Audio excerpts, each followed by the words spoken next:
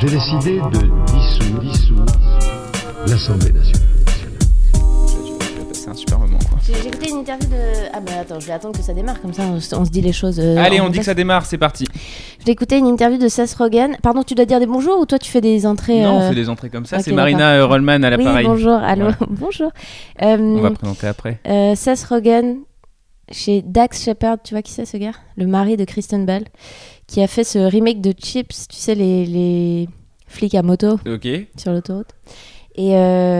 Et en fait, Rogen a vraiment une approche de la weed semi-médicale, semi-quotidienne. Et en fait, je pensais que le mec était un méga stoner. Et en fait, j'ai rarement entendu quelqu'un qui avait une si belle élocution et un vocabulaire aussi châtié, mais depuis très longtemps. Bien sûr. Mais j'avais aucune idée, en fait. Ouais. Et moi, ça fait un moment que je me dis, mais est-ce qu'en fait, la weed serait un truc qui devrait m'accompagner dans la vie ? Une clé, hein. Ouais. Rory Scovel en parle aussi très bien. Ah ouais ? Si t'aimes bien Rory Scovel, qui est un stand-upper assez merveilleux selon moi. Et après, je considère que bien utilisé, ça doit, c'est quand même assez agréable. Ouais, c'est une aide de, enfin ça te fait passer des temps qui peuvent être longs et tristes en temps marrants et différents. Moi, c'est plutôt pour oui. éteindre une espèce de flic analytique intérieur. En fait, Dax Shepard disait, donc lui, il a été alcoolique et il l'est plus, maintenant il est sobre, et il disait qu'en fait, la médecine trouve des équivalences de drogue que tu pourrais trouver naturellement selon ton tempérament. Exemple, les gens qui arrivent à aller dormir alors qu'ils viennent de prendre 4 rails de coke. Ah, c'est carrément la coke. Oui, Ok. il disait, c'est l'équivalent de la Ritaline, en fait. Et dans l'autre sens, les gens qui vivent avec la weed, c'est l'équivalent du lithium. Donc, enfin, il disait, en fait, naturellement, les gens qui sont attirés vers la weed et qui le font intégrer leur mode de vie, c'est plutôt des tendances dépressives, alors que les autres, c'est plutôt des tendances hyperactives. Voilà. Et du coup, comme moi, j'ai ça à la base et que je suis un peu down en ce moment, de plus en plus, parce qu'en plus, dans mon feed, je vois plein de trucs qui circulent aux States, de carrément des gens qui prennent des gélules de CBD, enfin vraiment qui s'auto-médicament. Et je me dis, est-ce que en fait, c'est la clé ?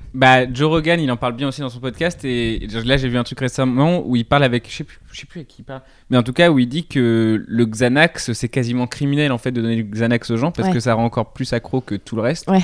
Et que c'est un truc légal, mais qu'en fait, effectivement, c'est un truc qui t'éteint complètement les lumières. Et en fait, pour les réenclencher derrière, c'est beaucoup plus difficile qu'avec un truc naturel comme la weed, si elle était bonne. Parce qu'en France, on a que des trucs un peu dégueulasses, quoi, aussi. Oui, c'est ça. C'est-à-dire que c'est quoi ? C'est que ça pousse avec des engrais ignobles ou c'est coupé ? Non, tu peux pas couper la weed ? Franchement, je suis pas assez un pro pour ça, mais je sais que si on avait des trucs de bonne qualité, ça serait une aide de vie complètement acceptable. Mais après, il y a aussi un truc... Pourquoi t'as pas ton truc en hydro avec des petites lampes sous ton lit ? Non, mais franchement, un petit peu, hein, tu vois, il y a ce truc. Oui, mais après, je crois que la police, en vrai, je crois que ça c'est un truc que je sais, la police capte les gens qui font pousser parce que les lampes comme ça consomment énormément et du coup, c'est exactement ça.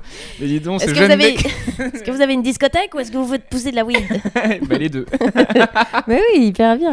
Du coup, voilà, mais non, c'est un auxiliaire de vie assez cool, mais il y a aussi ce truc de pas entre toutes les mains non plus peut-être, quoi. Parce que, en fait, le grand débat à chaque fois, c'est est-ce que c'est un truc qui ouvre à des trucs, à des drogues, enfin en gros c'est le premier pas vers un truc avec des drogues plus dures, non. Quoi. Si, en fait, en gros il y a plein de gens qui disent ça. Non, quoi. non, mais ça c'est le discours de ma grand-mère, mais moi j'ai l'impression que typiquement moi, j'ai jamais aimé la weed, ça me faisait dormir et tout, ça m'a pas du tout empêché de faire comment ça s'appelle la discipline aux Jeux Olympiques où t'as un bâton et tu sautes très haut, un saut en hauteur, tout bêtement. Ouais. Ça m'a pas du tout empêché de faire le saut en hauteur au-dessus de la weed pour aller directement vers les trucs beaucoup moins légaux.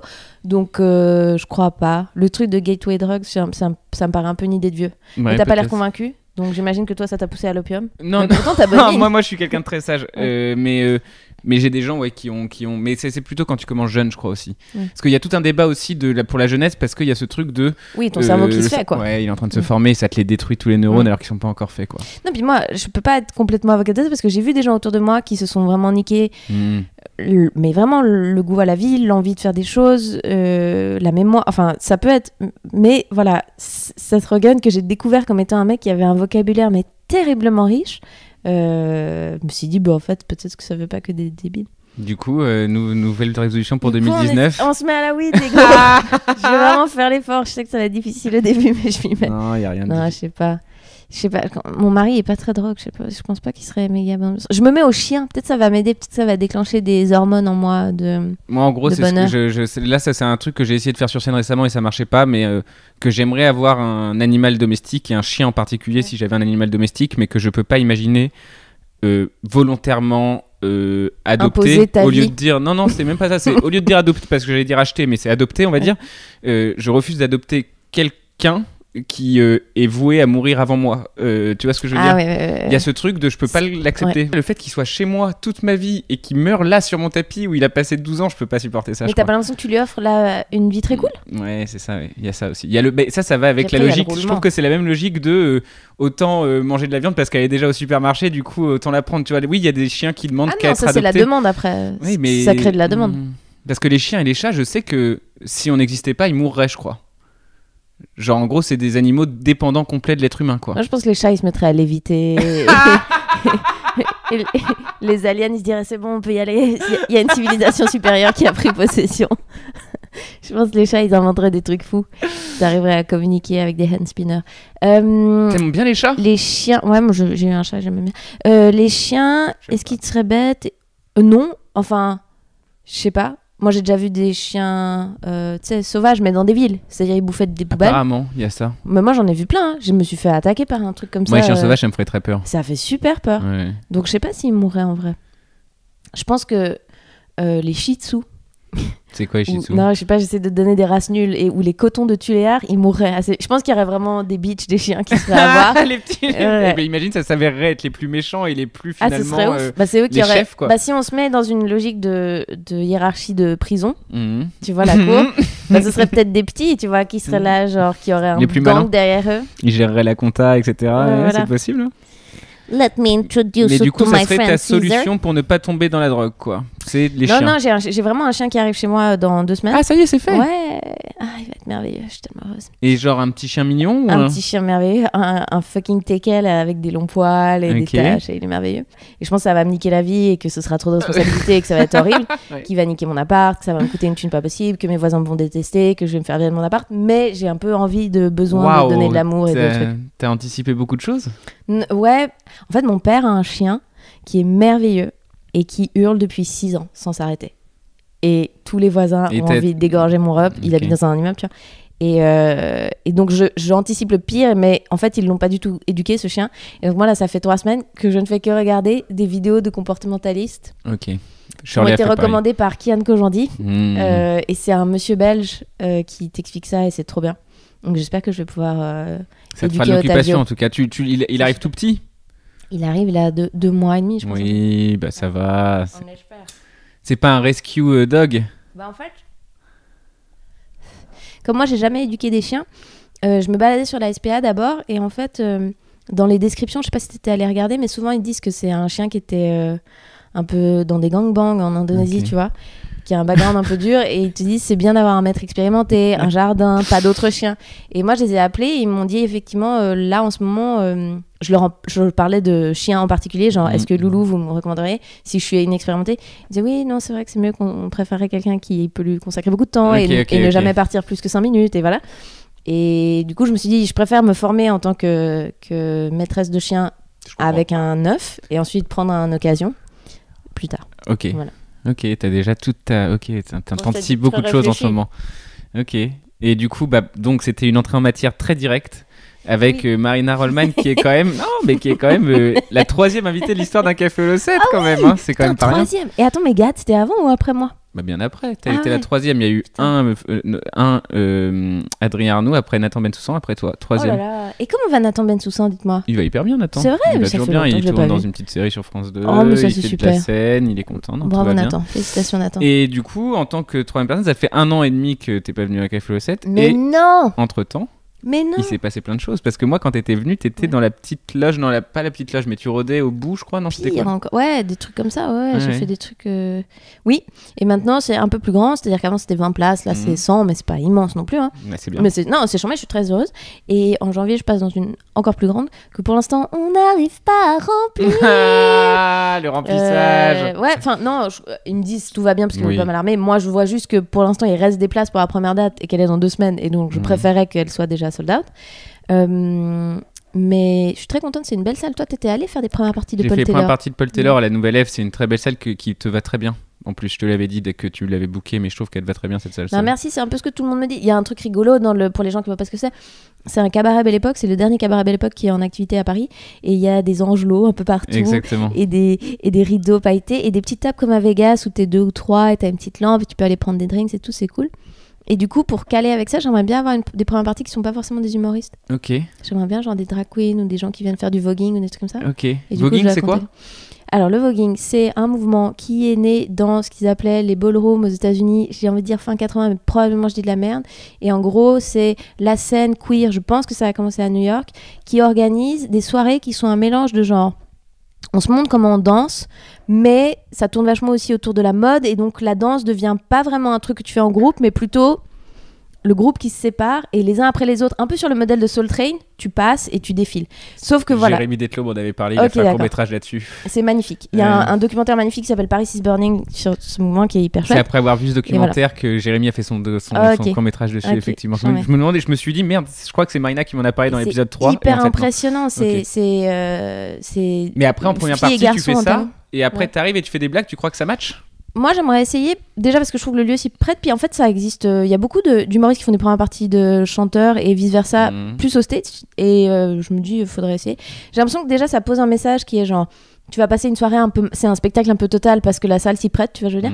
Aussi, j'aime bien, je sais pas comment dire, socialement, ce que ça envoie comme truc de dire genre, alors voilà, si vous avez un problème avec genre, les garçons qui aiment les garçons, on va mettre ça tout de suite sur la table. Et je trouve ça beau, et je sais pas, c'est des artistes aussi, je trouve cool de leur donner une plateforme. Enfin, je sais pas, c'est un tout, je trouve ça chouette. Mais à voir, hein, t'as raison, peut-être que c'est de la dommage. Non, c'est super de penser comme ça, mais du coup, donc la nouvelle Ève à la rentrée, et ce stress de... Oui, enfin, ça va remplir au final, à mon avis, c'est ce que... Voilà. Et du coup, c'est quand même une évolution. Non, mais c'est parce qu'en fait, je suis gâtée, parce que le mois de décembre a été plein à l'avance. Au Théâtre du Marais. Au Théâtre du Marais, oui. qui est obligé. Mais donc je me disais, pourquoi je me prolonge pas logiquement? Mais oui, mais parce que c'est des dynamiques à mettre en place, Marina. T'as des gens qui s'occupent de ça pour toi, j'imagine. Je sais, oh là là, ça disrupte, ça annonce, ça va dans tous les sens. Mais non, mais en vrai, entre la moment où t'es venu la première fois et donc c'était en plus des épisodes à l'époque un peu plus où j'avais des thèmes très préparés, il fallait faire attention à être sûr de remplir le temps. Et entre maintenant, il y a comme une évolution qui fait que tu commences aussi à avoir un petit début de notoriété, tu vois, tu commences un peu à pouvoir remplir, à pouvoir faire, je dis pas que c'est bien, mais bon, c'est un à côté, quoi. Oui, le fait d'être un peu plus connu, etc. entre-temps. Ouais, moi, en fait, ça se ressent dans les ventes de billets, après, c'est pas... Mais c'est ça le but. J'ai genre, il y a 12 personnes qui me suivent sur les réseaux sociaux. Mais vaut mieux que ce soit ça. Bien sûr. Mais tu vois, c'est vraiment c'est un micro-phénomène dans un petit microcosme dans lequel on est. Mais en tout cas, il y a des billets qui se vendent, ça c'est cool. Et des gens de plus en plus qui choisissent de venir te voir. C'est ça en fait la grosse différence. Mais c'est même la différence basique avec ton heure et les plateaux. Et c'est normal que je salive énormément, c'est ça? Non, je crois pas. Non, d'accord. Peut-être je suis malade, peut-être je suis en fin de vie. Ça sera le dernier documentaire. En même temps, ça ferait enfin buzzer un café au Losset, quoi. Si j'avais les dernières paroles de Marina Rollman, quoi. Ce serait terrible. Non, ce serait terrible, évidemment. Oui, bien sûr. Mais t'es sûr, peut-être t'es trop habitué. Non, j'en suis certain. Et donc voilà, et donc ça remplit un peu, ouais, c'est cool. Et je suis contente. Après, là, je suis dans une période où je suis un peu déprimée à titre personnel. Et ça joue sur la scène? Non, ça se ressent sur mon envie de travailler, d'écrire des blagues. Tout à coup, je deviens un peu nihiliste. J'ai 15 ans. De toute façon, rien n'a de sens. Les blagues, mais que faisons-nous? Mais allons vivre dans des fermes, etc. J'ai un peu pareil parfois. Comment tu le résous ça? En fait, parce que t'as ton heure, il faut qu'elle aille la jouer. Mais oui, déjà... non, aller la jouer, c'est ok. La retravailler, c'est encore un autre problème. Parce que tout à coup, j'ai genre trop d'idées. Puis, du coup, tu n'en fais rien. Enfin, un peu un tout. Et j'ai retrouvé une psychiatre, je suis allée la voir une fois, pour l'instant elle est très sympa, et je vais me mettre à la méditation transcendantale. J'ai eu un grand débat avec Paul de Chavannes hier soir là-dessus. Ok. Et qui trouve c'est un peu sectaire, donc pour les gens qui voient pas, c'est un truc. Ils trouvent que c'est un peu sectaire, dans quel sens? Parce que c'est le truc où tu dois payer en fait. Le principe des méditations souvent, c'est que c'est plutôt dans des cadres de partage et de religion ou pas, mais voilà, dans un truc assez épuré, dépouillé. Et puis ça a été un peu remis au goût du jour en Occident par un gourou dans les années 60. Je crois que c'est les premiers un peu stars qui ont fait, c'était genre les Beatles, des trucs comme ça. Et du coup, ils en ont fait un bise. Et maintenant, pour avoir accès à ces trucs, il y a un stempel, ça c'est de la méditation transcendantale, il y a des centres partout dans le monde, et tu dois payer, là dans le truc où je vais, c'est entre 400 balles et 1000 balles, genre. Pour qu'en fait, tu fasses 3 coups avec une nana. Mais t'as envie d'être encadré, quoi. Ouais, et puis en fait, moi j'ai un truc débile, mais j'ai appris, je crois, il y a 5 ans, ou 4 ans que Seinfeld en faisait. Et évidemment, je suis quelqu'un d'influençable. Tu savais Voilà. pas? Ah oui, il y a 3 ou 4 ans, t'as appris ça, Ouais, pardon. voilà. Ouais. Parce qu'il y a la fondation, comment elle s'appelle? David Lynch. Ouais, David Parce que Lynch aussi en fait. Voilà, et il en parle, il a un discours très marrant de Seinfeld où il parle du fait que pendant très longtemps il l'a fait que le matin et qu'en fait à partir du moment où il l'a il fait faisait pas celle du matin, l'après-midi et que je sais plus quelle comparaison il fait qui était très drôle, mais il a fait enfin bref. Ton téléphone qui est chargé à 100%. Bref, ouais, en tout cas il dit que sans ça il aurait pas survécu les années Seinfeld. Ouais. Et du coup ça te fait dire qu'il faut que tu fasses ça aussi. Ouais, mais tu sais, tu cherches un peu des béquilles, c'est teubé. Hein. Si j'avais eu un C'est pas pote qui faisait de l'aquafit, peut-être je serais allée faire de l'aquafit. Si on m'avait dit, alors Jerry Seinfeld, le secret, qu'est-ce que ça, c'est l'aquafit? Mais comment atteindre l'aquagym, parce que ça veut j'ai dire. l'impression que là il y a une recherche de calme en fait et que tu n'arrives pas à trouver. C'est ça. De calme et de... tu sais, quand tu as un flow créatif qui est justement un flow qui est un peu ininterrompu et où t'es pas dans un truc suranalytique. Moi, j'ai beaucoup ça en ce moment. C'est-à-dire que j'ai beaucoup d'idées, beaucoup de notes, et au lieu d'être dans un truc genre, rappelle-toi, le groove d'écrire des blagues, c'est un truc que t'aimes bien, c'est une musique que t'as. Si je t'écrivais un email, je ferais des blagues dedans, tu vois, c'est naturel et c'est ce que j'aime bien faire. Là, tout à coup, la machine se grippe un peu. Et voilà. Et ça vient du fait que tu remettes en cause la sériosité de faire ça, enfin de te dire ça a peut-être aucun sens de faire des blagues ou ça Non, je pense que c'est la déprime générale qui me brûle le cerveau. Non, vraiment, c'est ça. L'important c'est de l'admettre et là t'as Ouais. l'air de pas être dans le déni du tout. Non, vis-à-vis de ça. vraiment, non, je sais. Bah, parce que je l'ai déjà fait c'est pas la première fois. Et donc, je sais quand j'ai des épisodes, et ça faisait longtemps que j'étais pas allée voir un psychiatre. Et en fait, c'est ça qui est hyper détendant, je crois, avec le fait, si tu es dépressif, d'aller voir un psychiatre pour la première fois, c'est que tu comprends qu'en fait, c'est pas forcément un état de fait. Et que ce que tu avais rationalisé comme un cheminement de pensée logique, non, c'est un peu un problème chimique, et puis, ou alors c'est un peu un problème de mauvais mouvement que t'as, enfin, tu vois, d'un cercle de raisonnement que tu fais toujours le même. Et de savoir qu'en fait, tu peux. C'est pour ça que là, je dézoome un peu. C'est que je sais que je peux en sortir et fonctionner sans. Donc voilà. Mais il résout les problèmes chimiques, le psychiatre, du coup? Bah alors, les psychiatres, si ils te prescrivent des médicaments, oui. Ok. Et si t'es purement dans la thérapie, en fait, je sais pas exactement la poule et l'œuf, mais je pense que le truc chimique fait que tu rentres dans des habitudes de fonctionnement psychologique, cérébral, qui font que c'est un cercle complètement stérile. Et je pense que par le fait de mécaniquement te donner d'autres outils de réflexion et de fonctionnement psychique, peut-être que tu peux contrer un peu le j'ai envie de dire des mots en anglais, je suis vraiment une connasse. Le déséquilibre chimique. J'allais dire imbalance. Okay. Ça marche aussi, ça est en anglais, effectivement. Mais du coup, parce que tu as regardé The Good Place récemment, une série que je regarde aussi. C'est pas une série qui t'a fait mettre aussi un désordre? Parce que moi, quand j'ai regardé cette série, ça m'a fait quand même poser. Si vous l'avez pas regardé, c'est sur Netflix, les gens qui écoutent. C'est plutôt vraiment bien. Selon moi, la saison 2 est incroyable, surtout. Parce que effectivement, mais ça peut rendre aussi dans un état, si tu mets l'hiver plus regarder The Good Place plus peut-être 2-3 d'autres petits trucs, ça peut te mettre dans un état comme ça, parce que The Good Place c'est quand même un truc aussi qui te fait dire qu'il n'y a pas de bonnes actions désintéressées, c'est un truc qui te fait dire qui te fait comprendre le concept de la mort, c'est un truc, enfin... C'est un pari dingue, c'est de faire un 26 minutes comédie sur les grands concepts philosophiques. C'est fou, hein. Sur l'éthique, c'est très difficile, enfin le principe est génial, et j'imagine si on l'avait fait en France, ça aurait été un truc un peu cheesy où il y a des philosophes qui se pointent sur ton épaule et t'as genre Platon et t'es là, merde, comment je gère ça avec mes colocs et tout. Mais eux, ils en ont fait une espèce de une mise en situation quoi, qui est géniale. Et ça va, parce que vraiment, moi, c'est pas trop des questions philosophiques. Je sais que c'est plus un vrai truc psychique. T'iras dans The Good Place quand tu crois? C'est quelqu'un de bien? Non, je pense pas. Toi, carrément, tu pensais... toi, t'es en train de faire les comptes? Je fais pas les comptes, mais je me dis... En fait, tu sais, c'est marrant cette question. Ça a été dans... Attends, mais pour les gens qui n'ont pas vu, c'est qu'en gros, l'idée, c'est qu'il y a une comptabilité sur toutes tes actions dans ta vie sur Terre, et à la fin, on te dit... alors toi, paradis, toi, pas paradis. Voilà, en gros, selon si t'as été bon ou pas, et il y a un vrai comptage. Et en fait, c'est marrant parce que... Non, mais c'est une parenthèse. Mais c'est génial de faire ça, c'est toi qui es la professionnelle de ça. Ah, vas-y, refais une parenthèse. Le véganisme, plus 3000 points. Dire aux gens que tu es végane, moins 10 000 points. Et il y a plein de trucs comme ça. Ils sont très très forts. C'est une très très bonne blague. Il y en a des très très bien. Il y en a des très très bien. Et du coup, mais parce que ça, c'est un débat qui a été lancé par Friends il y a très longtemps quand j'étais petit. Je m'en souviens avec mes frères, qui est Phoebe et Joey qui parlent entre eux. Et Joey qui dit à Phoebe, il n'y a pas de bonnes actions désintéressées. Et Phoebe essaye de prouver pendant tout l'épisode à Joey que ça existe les bonnes actions désintéressées, comme elle donne plein d'argent aux gens et à des enfants, et après Joey lui dit mais tu te sens bien, elle dit ouais, du coup c'est pas intéressé. J'ai laissé une guêpe me piquer parce que ça lui faisait plaisir, oui mais du coup elle est morte en te piquant, du coup machin.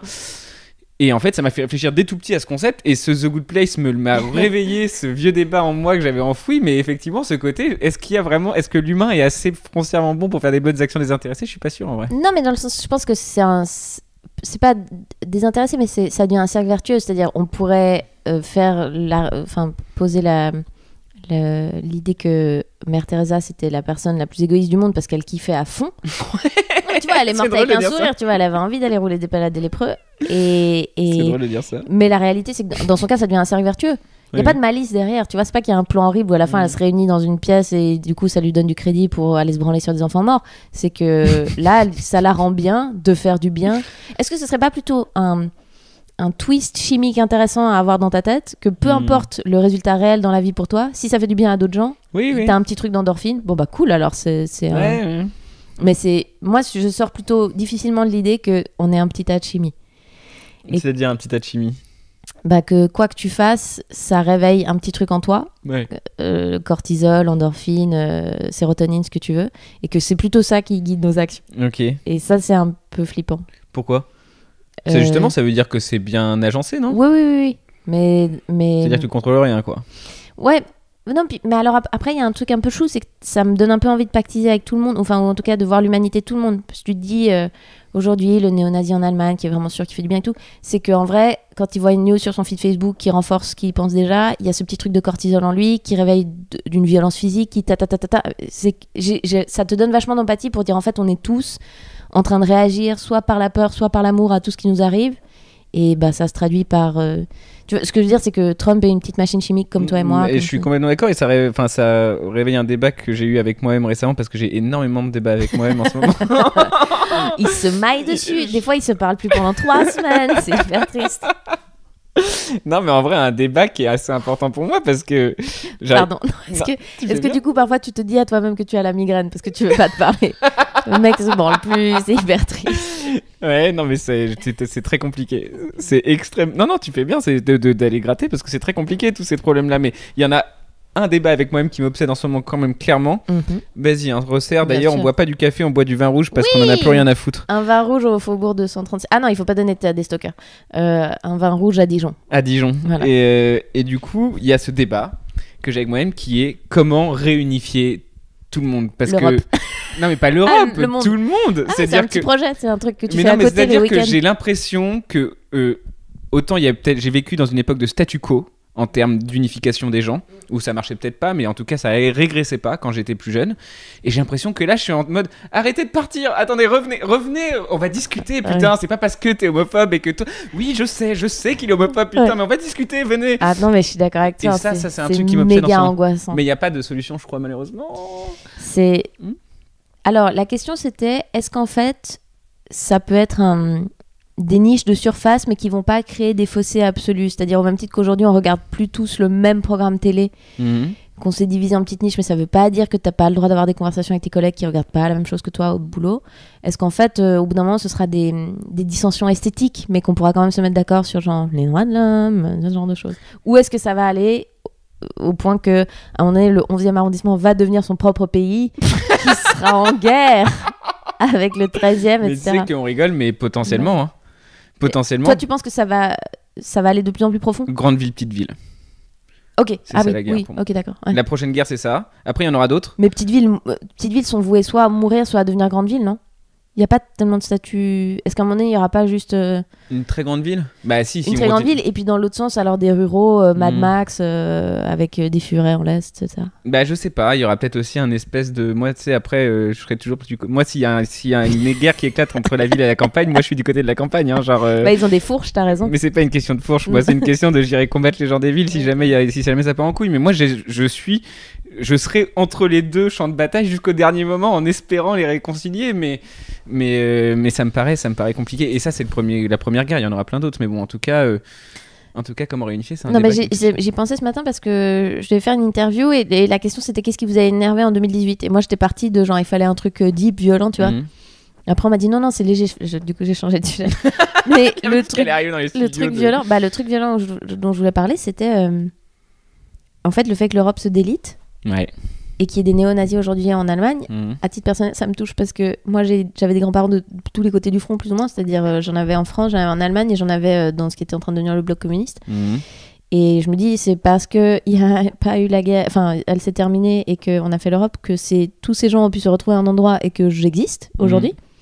Et de voir que, parce que ces gens-là, symboliquement, c'est aussi mes grands-mères qui vont bientôt mourir, etc., disparaissent, la mémoire des événements liés à ça disparaît aussi, et que les gens, tout à coup, peuvent traiter avec énormément de légèreté. Oh, ça va, les camps, ça va. Et l'idée que l'Europe soit en train de se déliter, moi, ça me touche dans ma chair. Je me dis, mais vous êtes malade ou quoi? Vous comprenez ce qui était pas possible jusque-là et qu'on a réussi sur 2 générations. Et ouais, symboliquement, je te dis, le fait que moi je suis de ces 3 trucs-là, ça me fait réagir à 2 choses, parce qu'il y a la mémoire déjà, qui, moi, quand j'étais petit, je me souviens très bien, on me disait la mémoire, enfin, tu vois, ce souvenir, on allait au monument aux morts quand on était plus jeune dans notre village. Il y avait, quand j'étais petit, il y avait la Ley des Memoria. Quand j'étais en études, il y avait la Ley des Memoria que j'apprenais en Espagne quand ils faisaient expliquer la mémoire de Franck Machin. Et en fait, on est dans un monde qui... ouais, faut que je le rallume. Attends. Qui fait de la mémoire un truc annexe aujourd'hui. La mémoire, on l'a externalisé là-dedans dans nos téléphones. Donc, on n'a plus ce truc de se souvenir de ça. Mais alors, un truc plus positif, parce qu'on va aller dans le positif. Mais là, par exemple, le Brexit, ça devait être bientôt là. Et en fait... il y a mon coloc qui était hier qui m'a expliqué, parce que je comprenais même pas ce que c'était que le Royaume-Uni par rapport à l'Angleterre, en fait, je crois. Et du coup, il m'a expliqué, enfin, je comprenais, mais pas très bien. C'est-à-dire que, par exemple, en fait, là, le débat du Brexit, c'est le Royaume-Uni en entier, c'est pas juste l'Angleterre. Pour moi, c'était juste l'Angleterre. Et du coup, il y a un problème avec l'Irlande. Bon, bref, je le fais vite parce que je vais dire des erreurs sinon. Mais il y a un problème avec l'Irlande, ce qui fait que Theresa May, ce qu'elle a proposé, en fait, ça plaît ni à ceux qui ont voté pour elle, ni à ceux qui ne votent pas pour elle. Donc, en gros, elle est face à une impasse. Et en gros, apparemment, il y a un truc qui montre, là, une étude qui montre que on a créé un tel sac de nœuds avec l'Europe, on est tellement tous interdépendants qu'en fait, même ceux qui veulent sortir, ils peuvent pas vraiment sortir, quoi. Et du coup, c'est bien, ça veut dire qu'on peut pas déliter ça. Ouais. Oui, mais les nationalistes, le fait de dire vraiment qu'il y a des Italiens aujourd'hui qui se disent qu'il faut détester des Français, ou que, enfin, tu vois, je trouve ça dingue. Oui, mais ça, c'est politique. Ça fait bien de dire ça.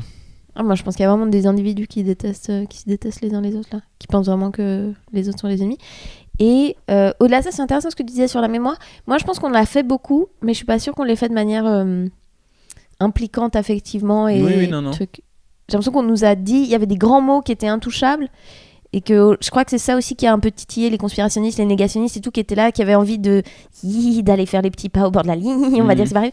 Mais parce que je trouve que peut-être le récit, je sais pas comment dire, à un moment donné, il est peut-être devenu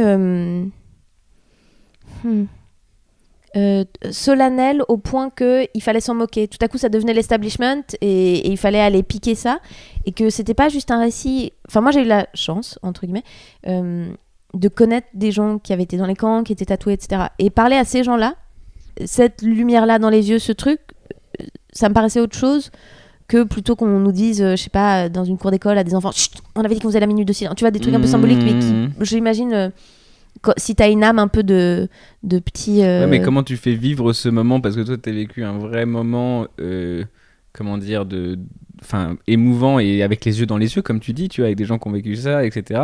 Comment tu fais revivre ce moment à des gens qui ne l'ont pas vécu autrement que, par exemple, par des livres, par des films, par des choses comme ça, et par exemple, en avouant très honnêtement, par exemple, que le journal d'Anne Frank, c'est une question, à mon avis, de littérature, mais j'étais pas dedans. Non, mais tu vois, c'est horrible de dire ça. Anne, tu m'as perdu. Non, mais en vrai, c'est horrible. Alors tu serais sortie une fois, tu vois. Il y aurait eu un peu d'action. Mais là, c'est vrai que tu m'as... Non, mais je comprends. Mais bien sûr. Mais alors que... Attends, parce qu'il faut que je dise alors que c'est très important si je tiens à avoir un podcast qui est écouté, parce que il y a un... Alors que Primo Levi, si c'est un homme, quand je l'ai lu, il y a eu vraiment ce truc de j'ai pas pu le lâcher, et à la fin, j'ai été secoué, quoi. Mais il y a ce truc de j'aurais lu que Anne Frank, j'aurais eu une expérience de ce truc-là qu'on m'a dit que c'est fondateur, ce livre, pour comprendre ce qui s'est passé. J'aurais pas été dedans non plus. Je comprends complètement. Donc le fait d'avoir les yeux dans les yeux avec les gens avec qui t'apparais, je pense que c'est un truc qu'on peut pas refaire. Ou alors en l'occurrence l'expérience que t'as avec Primo Levi, mais c'est de dire t'es obligé de sacraliser un truc comme ça parce qu'on est t'es dans un tournant d'histoire humaine et de vraiment, enfin, on te démontre empiriquement que la morale ça peut partir assez loin. Mais comment est-ce que tu en fais pas justement un monument? C'est ça, de pas muséifier le truc et aujourd'hui de faire ressentir à des Allemands qui sont très énervés sur leurs petits problèmes à eux. Je me suis fait virer de mon entreprise de pneus et j'ai l'impression qu'il y a un Syrien. On m'a dit, je suis quasi sûre C'est mon cousin, il l'a vu, il a buté une meuf dans les rues de je sais pas quel village. Moi, je l'ai pas vu, mais et nanana. Comment est-ce que lui, tu le ramènes à genre... Non, en fait, toutes les heures de vidéos que tu as regardées sur YouTube sur le fait que les Juifs tirent les ficelles et que toi, tu es un petit pion dans tout ça, c'est de la merde. C'est hyper compliqué. Mais, bah voilà, on en revient à ça, un truc d'humanité, on devrait réussir à se parler les yeux dans les yeux. Si moi, je fais une chronique là-dessus où je dis aux néo-nazis d'aller niquer leur race, c'est stérile, quoi. Mais ouais, je sais plus qui dit ça. Je crois que c'est Trevor Noah qui parle de ça. Quand il parlait du problème qui se passe aux États-Unis en disant il faut faire comme il y a eu au moment de Nelson Mandela en Afrique du Sud, c'est-à-dire que comment ça s'est passé, c'est que les gens se sont regardés en mode voici ce que j'ai fait. Je crois que c'est ou Jim Jeffries, enfin c'est un des deux sud-africains pardon. Il est pas australien Oui, si, il est australien, il déteste l'Afrique du Sud, mais il en parle. Et en gros, il dit c'est au moment de l'apartheid. Non, mais du coup, c'est Trevor Noah. Et il dit au moment de l'Afrique du Sud, quand on a réglé ces problèmes avec Nelson Mandela, ça a été ce truc de tout le monde dit ce qu'il a fait. Et ensuite, on peut parler, tu vois, mais tout le monde est honnête. Et il y a ce truc de, ok, j'ai fait ça. Et ça, et ça, j'ai l'impression que c'est ce qu'on fait pas en ce moment. Moi, j'ai un peu un problème sur des questions de société à l'heure actuelle qui est de voir des gens avec lesquels je suis en accord idéologiquement qui utilisent la bonne raison pour se comporter très très mal. Et je pense qu'à partir de ce moment-là, par exemple, quand tu annihiles complètement l'humanité dans la personne qui est pas d'accord avec toi, que tu la traites de tous les noms, que tu veux pas l'entendre, etc. T'as beau défendre une cause juste, là t'es vraiment en train de faire un truc hautement improductif et qui revient à ton truc de dire du coup on va faire des citadelles. Là c'est les féministes, là c'est les trucs, ces machins, et après on se parle plus. Mais alors attends, mais quand t'es féministe et anti-raciste, mais en même temps pour que la campagne soit heureuse, mais en même temps pour que tout le monde ait du boulot, mais tu te mets où? Tu te mets entre toutes les citadelles. Est-ce qu'il y a des micro-communautés, tu vois, au même titre qu'il y a tellement d'offres à la télévision aujourd'hui, peut-être qu'il y a des micro-villes. Ouais, mais moi tu sais, genre je crois que vraiment une des phrases qui régit ma vie, c'est la phrase de Groucho Marx, pas Karl. Le club. Groucho Marx qui dit jamais je ne ferai partie d'un groupe qui m'accepterait comme membre, quoi. Et le club. Et il y a ce truc de moi tous ces groupes et tout, je suis pour beaucoup de leurs débats, enfin je suis pour beaucoup de choses dans les gens qui sont ultra féministes, beaucoup de choses pour les gens qui sont gilets jaunes, beaucoup de choses pour les gens qui... Mais au final... quand t'es dans un groupe avec que des gens comme toi, en fait, après, tu vois, il y a un truc qui fait peur. La masse, ça te tire pas vers le haut en termes de générosité et d'âme. Et puis, surtout, dans une atmosphère comme ça, comment tu fais des blagues pour tout le monde, en fait? Ah, c'est intéressant. Pour revenir aux blagues. Parce que moi, j'ai réfléchi récemment, tu vois, j'ai pas envie d'avoir un public ciblé, quoi. Moi, mon rêve, c'est d'avoir un public de tous les jeux, enfin, une typologie quasi... ça sera jamais le cas.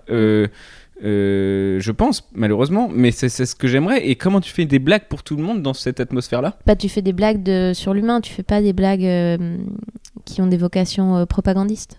C'est-à-dire? Moi, par exemple, je sais pas, j'ai un truc sur l'orgasme féminin ou sur le véganisme, et c'est un TED Talk, tu vois, c'est des arguments. Genre. Mais en revanche, si je parle de la famille ou de, je sais pas, la crainte de l'autre, j'en sais rien, je pense que là, tu peux être un peu plus rassembleur. Mais rire de toi et j'ai l'impression illustrer n'importe quel point théorique que tu fais par un truc très sensible et de tous les jours, si possible, qui t'implique et où t'es pas le héros de l'histoire, ça aide à créer du lien. Mais moi, j'ai eu des gens, les messages que je préfère après mon spectacle, c'est j'en ai eu plusieurs fois, des gens qui me disaient moi, je suis de droite, je suis catholique... je finis HEC machin et je suis venue voir votre spectacle, je sais que je suis pas votre public et ça m'a fait méga plaisir, j'ai vraiment rigolé et je suis trop contente de voir ça. La personne décrit ce qu'il est avant de te dire. Mais en plus c'était vraiment... Donc il y a vraiment ce truc de j'ai fauté, quoi. C'est venu plusieurs fois, je suis de droite et je suis catholique. C'est de l'ordre de la confession limite. Ouais, c'est chou hein. Mais c'était un peu pour dire, parce que je crois que je le dis une ou deux fois dans le spectacle, genre je comprends l'entre-soi qui est en train de se jouer dans cette salle, on est entre bobos de gauche. Et je pense que c'est ça qu'il est. Tout à coup, eux, la lumière, elle s'est allumée, puis ils sont rentrés chez eux, ils se sont dit, faut que je le dise quand même, parce qu'il n'y avait pas que ça. Et c'est hyper plaisant. Ok. Et après, tu peux aussi prendre. Comment t'expliques que t'attires des gens à qui tu donnes pas du tout le bon message quand tu fais des chroniques ou des choses comme ça pour attirer le monde dans ta salle? Mais parce que je crois que j'essaie de faire des chroniques un peu universelles. C'est le cas d'ailleurs, effectivement, mais de tu dégages quand même un truc de, effectivement, comme tu dis, mais du coup, moi je suis très content que tu aies un public plus large. De parler de l'humain un peu, c'est sain, et après t'as juste les gens qui font soit de l'absurde. Tu vois, un mec comme Ronan Fressinet qui va vraiment parler, créer une histoire, un monde sur un petit événement, et ça devient plus ce qui se passe dans sa tête à lui. C'est pas ancré, tu vois, dans un truc gauche-droite. Ça marche. Un mec comme Eddie Izzard qui est très engagé politiquement, mais qui l'incarne par d'absurde. Tu vois, tout à coup, pour te parler des sacrifices chez Maya, il va faire parler des pancakes et des trucs comme ça. Ça me paraît sain, c'est cool. Moi, parfois, j'ai peur de tomber un peu trop dans le truc démonstratif. Tu vois, je veux arriver à ce résultat-là, donc c'est toutes mes étapes analytiques avec des petites blagues pour vous dire ce que je voulais dire. Mais ouais, je pense faut pas oublier qu'on est là pour rigoler. Mais c'est ça que j'allais te dire après. C'est le et rire, que les gens, ils ont je te payé vois ça. 20 euros ou je sais pas quoi pour juste se détendre la moule, et qu'en vrai, en moyenne, les gens, ils vont une fois par an au spectacle. Pardon. Ouais, c'est moi. Et il faut leur donner ce qu'ils ont envie, c'est-à-dire 1 heure où ils se sont éclatés. C'est une vraie moyenne que tu m'as donnée ? Ouais, je crois. Sur le territoire français, mais en fait, ça inclut beaucoup de gens qui n'y vont pas, et tout à coup des Parisiens qui vont 3 fois par mois. Mais ouais, en fait, mais quand tu te dis c'est ça, un c'est événement. quand même pas rien, Ouais. Il y a des passionnés, et après, il y a juste les gens, ça leur tombe dessus. Mais si tu essayes de réfléchir, toi, dans ta vie, le nombre de fois que tu es allé voir de la danse ou du théâtre, je sais pas quoi, il faut qu'en fait, tu aies un pote qui soit passionné par ça, qui te dit viens, on y va. C'est vrai. Et une fois par an, tu vas lui donner sa chance, tu vois. C'est Et vrai. en plus, si tu tombes pas sur le bon, il y a un cercle vicieux qui est de j'avais plus jamais à cette merde. Et donc, mais ouais, il faut leur donner du bête, je trouve. Il faut être ok d'être bête, parce d'être que débile, tu mais dis dans écrire le des bon blagues, sens. et là on parlait du fait que t'écrivais des blagues, que tu fais depuis longtemps, que c'est ça qui t'émule et que c'est ça que t'aimes faire. Ça c'est une question que j'avais juste très précise, mais tu te fais rire quand t'écris ? Eh ben, de temps en temps, ouais. Mais non, mais c'est les blagues qui marchent le mieux, j'imagine. De temps en temps. Mais c'est aussi parce que tu les dis. En tout cas, les premières fois, tu te réjouis tellement, ça se voit sur ta tête que t'as envie de les dire. Mais en vrai, parce que ça m'arrive depuis peu de temps de réjouis. rigoler en écrivant, et je me suis dit, mais en fait, avant, je reprochais peut-être au public de pas rigoler, mais si je rigole pas moi-même quand j'écris, en fait, ou si je me fais pas rire moi-même, je peux pas leur reprocher de pas rigoler. Je crois quoi. que moi, les moments où je me fais rire, c'est si j'ai une blague, j'ai un début de raisonnement, et que je finis par l'incarner par un tout petit act-out. Ouais. J'ai une petite voix. Et ben ça, c'est parfait. C'est le contexte qu'il fallait pour que je te dise ma blague que j'ai pas pu dire. Allez, putain, Ok. on est quand même des C'est professionnels. magnifique, c'est incroyable. Donc je vais faire un truc pour Combini sur Batman, sur le Dark Knight, et donc je devais raconter l'histoire. Et j'avais noté une blague que j'ai oublié de dire, donc je vais vous dire maintenant, qui est Batman, il a un peu son mode de communication à lui, qui est tu dois projeter son nom dans le ciel pour l'appeler, c'est le Batsap si tu veux. Et heureusement que nous on l'utilise pas, sinon il y aurait des dick pics partout sur la ville et tu serais là, ah putain, je crois qu'il y a Jérôme qui veut qu'on se voit un peu plus tard ce soir. Ah, c'est joli. C'est drôle. C'est rigolo. Voilà, merci Combini. Et ben voilà, non mais merci que tu aies oublié de dire c'est des blagues à Combini. J'aime bien l'idée d'avoir des tubs géantes et des tu rentres à quelle heure. N'oublie pas le lait. On écrit tout dans le ciel. Tout dans le ciel, hyper bien, hyper sympa. C'est un peu le phénomène des avions dans le sud qui passent avec des messages promotionnels aussi. Ah, c'est tellement bien ça. J'ai déjà vu une demande en mariage sur un avion comme ça. Ah putain, j'allais dire ça, c'est un classique, ça c'est hyper beau. Et t'as vu la meuf sur la plage ou Non, on a regardé partout, on a regardé partout, on n'avait rien. Je pense que c'est important de se faire rigoler. Et j'ai l'impression que je me fais rigoler que sur des trucs bêtes. Ouais. Mais du coup, ouais, je comprends. Ça veut pas dire qu'il peut pas y avoir un propos intelligent, mais le rire va tomber que sur un truc où tu l'as poussé au bout du truc, quoi. Je découvre un nouveau truc en ce moment dans l'écriture qui est l'envie de rajouter des blagues sur une blague. Dire j'ai un truc par exemple sur la fessée, moi. Tag. Ouais, mais tu vois vraiment ce truc là de. Ok, en fait, j'avais 1 minute et je vais en faire un 5, je crois. Ah, c'est super, c'est Ouais. charmé. Ça fait envie, ça. Bah, ça, c'est un truc, c'est marrant. J'ai l'impression que les gens le faisaient de manière beaucoup plus détendue dans le peu de temps que j'ai passé dans des comedy clubs aux États-Unis, qui était. Il y a des humoristes tout le temps dans la salle parce que tu dois être dans la salle pour pouvoir jouer dans les scènes ouvertes au début. Et les gens sortaient de scène et ils se donnaient tous, mais vraiment aucun ego, aucun complexe, des tags de t'as dit ça et rajoute ces 3 mots là derrière. Ah ouais, et tout le monde les prenait et je trouvais ça hyper. Nous, j'ai l'impression qu'on serait un peu plus complexé à faire ça. Et parce que tu as dit un mot magique, quand même, en 3 lettres, hein, qui est ego. Ah ouais, tu crois qu'on a plus d'ego ici ? Bah oui, il y a quand même plus d'ego. Bah en fait, si l'ego, je sais pas, je veux pas dire n'importe quoi et je ne suis pas porte-parole de rien du tout et je ne dis que ce que je pense. Mais si l'ego va avec le fait de se prendre un peu au sérieux, je pense que oui, ça se prend plus au sérieux potentiellement ici que là-bas, par exemple, sur les humoristes que moi j'aime en tout cas. Non, mais c'est ça, mais toi, tu traînes déjà avec que des gens qui font ça professionnellement. Là, moi, je te parle de gens, ça faisait entre 3 mois et 1 an qu'ils en faisaient. Ok. Et ils savaient qu'ils étaient tout bas de la pyramide. Et ils cèdent. Ouais. Mais c'est beau. Mais ils cèdent peut-être aussi parce que l'idée qu'ils vont devoir être dans des modes d'écriture collaboratifs un jour est ancrée en eux. C'est-à-dire que beaucoup des Américains se disent, là, en tout cas quand j'étais à New York, je vais soumettre un portfolio à SNL, j'espère que je vais bosser sur un late show, j'espère que je vais bosser en série. Donc j'imagine qu'ils envisagent déjà l'idée de pool d'auteurs dans leur vie et peut-être que du coup ils sont moins complexés avec cette idée-là, alors que peut-être nous on est un peu plus genre soit t'as un co-auteur, c'est admis, il est crédité, etc., ou il est payé, peu importe, soit il faut pas qu'on se donne des trucs les uns aux autres. Puis dans l'autre sens il y a un truc d'ego, ça je comprends, qui est, moi je sais pas si j'oserais dire à quelqu'un que je respecte, je pense que je peux améliorer. Enfin, tu vois, il y a une petite violence de dire je pense que t'as pas fini ta blague, tu vois. Dans le sens, dans ce sens-là, je comprends. Parce que moi, on m'a déjà dit des trucs et je suis là, ouais, super. Oui. Et t'es de Oui, qui mais après, tu te parce prends qu'il y a les façons aussi de le faire. Dire te sortir d'une scène, t'es quelqu'un que tu connais pas. Moi, j'ai déjà vu des gens, je sors de scène, j'ai pas trop bien vécu mon passage, et les gens ils te prennent à la sortie en mode bon, c'est bon, je sais ce qu'il faut que tu fasses pour que ça aille mieux. Ouais, Bah c'est là, l'enfer. laisse-moi tranquille. Il y a 3 semaines, je t'aurais dit laisse-moi aller fumer une clope. Aujourd'hui, je te dirais bah laisse-moi m'asseoir sur le banc, les yeux dans le vide, parce qu'une clope, c'est un peu l'équivalent de s'asseoir sur un banc, les yeux dans le vide, mais avec un truc cool Avec une à la petite main. musique chimique dans ta tête. Exactement. Mais il y a ça, et du coup après il y a le truc de faut le savoir, et puis il faut aussi se sentir, c'est-à-dire faut quand même connaître la personne un minimum, moi j'ai l'impression quand même, mais bon. Je continue avec cette histoire. Bien sûr, c'est le but, hein. C'est là, tant que c'est là, c'est bon. Mais du coup, ok, et du coup, donc là t'as... Mais attends, moi je peux Vas-y, te poser une question. évidemment. Toi, t'as quoi comme rapport avec si quelqu'un te donne une blague ou si tu parles avec des potes et qu'il y a le début d'un truc, tu dis ah ça c'est cool, tu vois, vous parlez d'un sujet que t'es en train de traiter, nanana, Ouais. tu prends, tu prendrais pas, jamais tu trouves que c'est ce qu'il faut En fait, pour le déjà on me prendre. propose pas beaucoup, pour l'instant. Non, mais en conversation Mais de quand manière bien même, organique. c'est-à-dire qu'effectivement, moi j'aime bien parler des beats des autres, et tu vois, par exemple, enfin, tu vois, après un passage de Jason ou de Paul, un peu de temps en temps, ou de Pierre, Thévenoud, Paul de Chavannes, Jason Brokers, enfin, je cite les noms, mais de gens comme ça, j'aime bien quand ils sortent de leur passage, si je sens que ça va et que machin, j'aime bien débriefer ou même après dire ce que j'aurais pensé, ce que j'aurais peut-être rajouté et tout.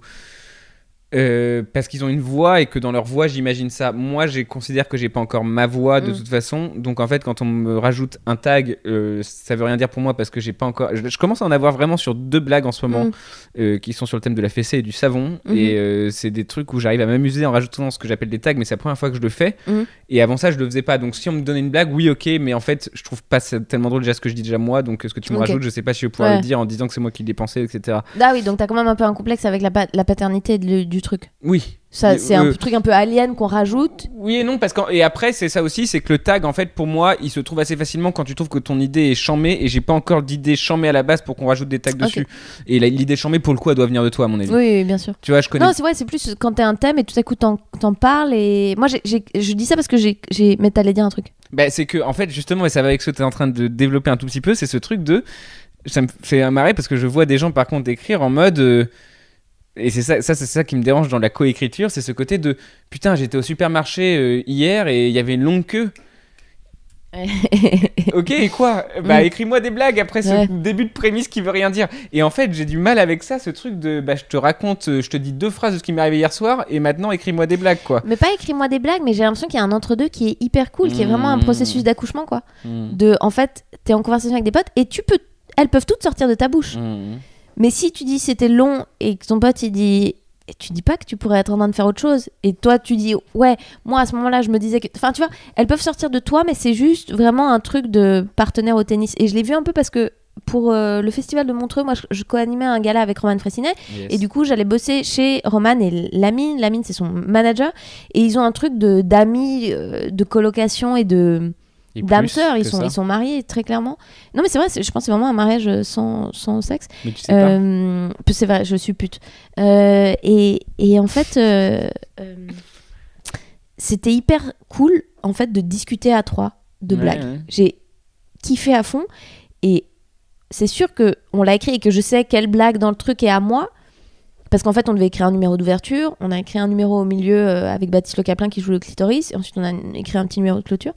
Et pourtant, c'était hyper... En fait, parce que j'écrivais les blagues en faisant marrer des potes, au lieu d'avoir une conversation dans ma tête, qui est un peu le processus d'écrire des blagues, qui est tu parles tout seul dans ta tête, en vrai. Et c'était hyper cool. Et j'imagine que Jason et Farid ont ça. Thomas, Wiesel, il fait ça avec d'autres gens aussi. Et je trouve ça cool. C'est ce concept d'avoir un mini public avant le public et de se sentir tellement... Mais alors, moi, le truc, il y a ça aussi, c'est que je ne me sens à l'aise avec assez à l'aise avec personne pour me lâcher au point de reproduire moi sur scène devant quelqu'un sans la condition de la scène, quoi. Non, mais de manière conversationnelle. Par exemple, je sais pas, Paul ou je sais pas. Oui, mais non, Paul. Rémi, Joseph, Paul, Guillaume. Je le gênerais beaucoup si je faisais ça. Rémi, Joseph, j'ai moins non, mais ça vous arrive pas ouvertement de parler de blagues? Ça arrive, mais c'est rare, non. Ouais. Non, moi je pense que mais ça c'est très personnel, je pense que ça doit être moi, ça me prendra le temps que ça prendra et je suis presque que ça prenne beaucoup de temps là en ce moment, je sais pas trop, mais je comprends parce que de toute façon là tu donnes encore du grain à moudre à mes parents qui parfois écoutent ce podcast et qui à chaque fois me disent mais tu vois ils t'ont encore dit qu'ils écrivaient à plusieurs, il faudrait que tu trouves des gens pour t'aider. De où tes parents ont eu cette idée?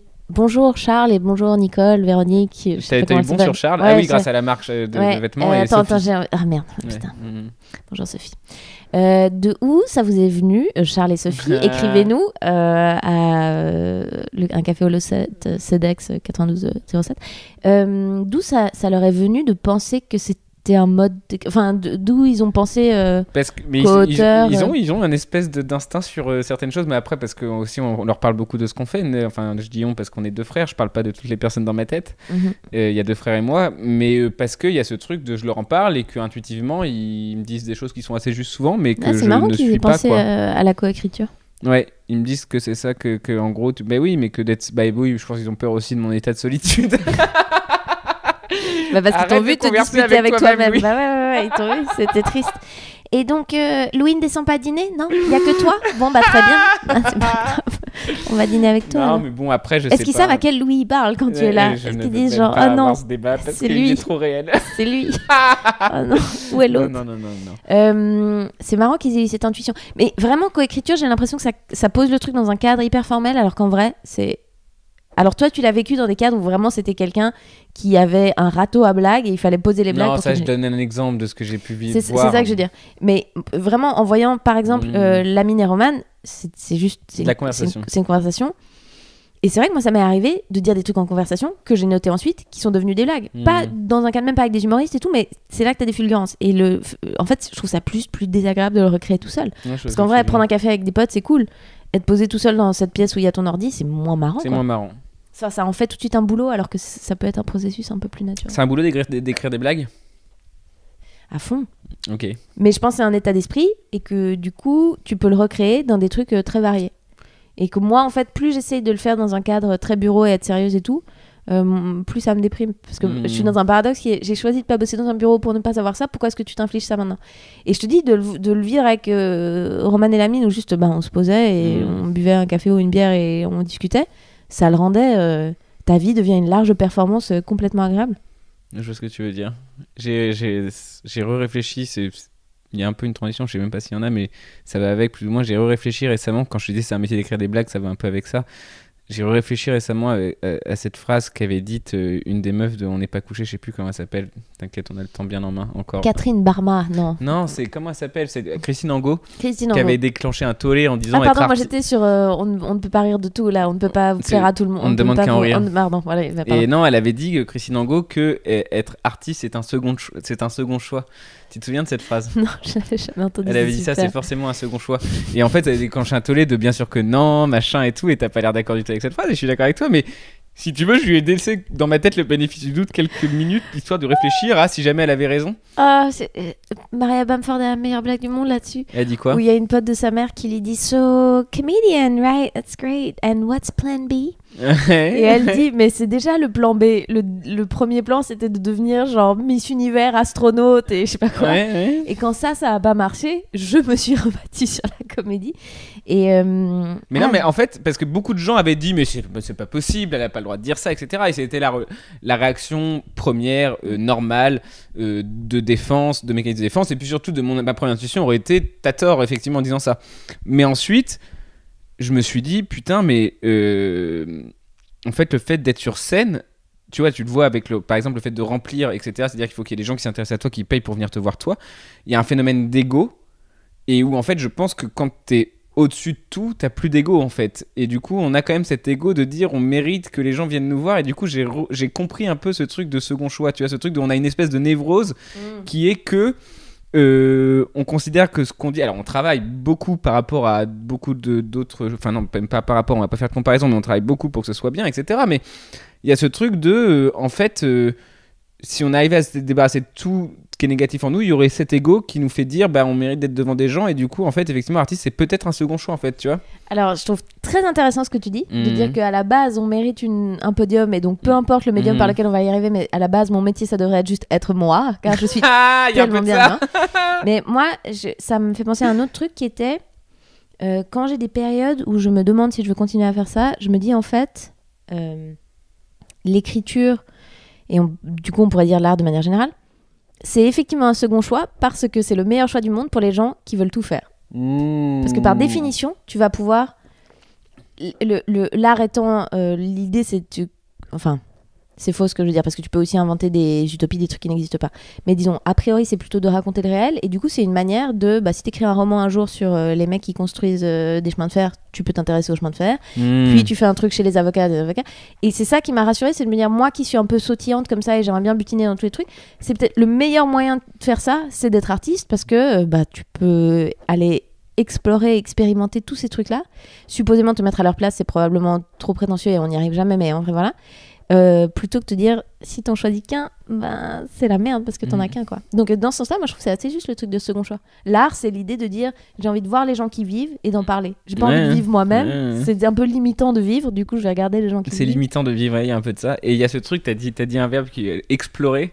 Je pense que ça va avec le fait que si on n'avait pas découvert le monde entier et qu'il n'y avait pas les avions qui nous permettaient je pense que ça va avec le métier d'explorateur, quoi, ce truc de moi je pense qu'il y avait ce truc. C'est drôle. Tu penses que les humoristes seraient explorateurs? Pas humoristes, l'art en général, enfin les gens qui font de l'art en général, pas que humoristes, mais il y a ce truc de, comme tu dis, vivre à la place de, enfin se regarder vivre pour pouvoir exploiter ce regard de vivre dans une performance, qu'elle soit humoristique ou de la danse ou de l'opéra ou tout ce que tu veux. Ou du rap ou ce que tu veux, et il y a ce truc de parce qu'on a exploré tout ce qui s'est passé en termes physiques et du coup maintenant il faut aller explorer les gens et le cerveau, quoi. Mais tu sais, je t'en avais parlé de ce truc d'aujourd'hui, enfin j'avais commencé à essayer d'écrire un texte sur le fait que le sentiment de claustrophobie dans un ascenseur, je comprends pas qu'on le ressente pas à l'étage du monde, puisque on connaît toute la map aujourd'hui, tu vois. À l'époque on connaissait pas encore toute la map, il y avait ce truc de il y a plus loin quelque part et on sait pas où c'est. Aujourd'hui on sait où tout est. Et du coup, il y a ce truc de maintenant, il n'y a plus trop de surprises, quoi. Et même quand on savait déjà où tout était, il y avait quand même encore un peu. Je trouve qu'Internet a encore aplani le truc, mais il y avait encore un peu cette idée que les artistes étaient des explorateurs. Les peintres qui sont allés sur les îles alors qu'ils n'avaient pas besoin de le faire, tu vois. Gauguin, Gainsbourg qui va enregistrer un album en Jamaïque et qui s'intéresse au reggae. À partir du moment où tu as Internet, c'est un peu plus instantané. Je peux vraiment avoir l'impression que je suis à Kingston, donc peut-être c'est moins fou de me dire je vais enregistrer un album là-bas. Mais ouais, c'est marrant ce truc d'explorateur, parce que c'est vrai que les artistes ont cette tendance à genre vraiment géographiquement bouger pour pouvoir aller raconter une réalité qu'ils connaissent pas et à laquelle ils n'ont pas accès d'habitude. Ah, c'est très chouette comme ça. Il y a un truc comme ça, parce qu'on avait parlé, je sais plus, dans une de nos certaines après-midi, on va dire une fois par trimestre, où on boit des piscines de vin blanc à 14h. Et il y avait ce truc de voyage, justement, de moi je voyage pas parce que ce sentiment-là de on sait en fait maintenant ça sert à rien de voyager. J'aurais aimé voyager si c'était pour découvrir des sentiers perdus, mais là voyager pour avoir des trucs que tout le monde a déjà vu, ça me stresse, je crois.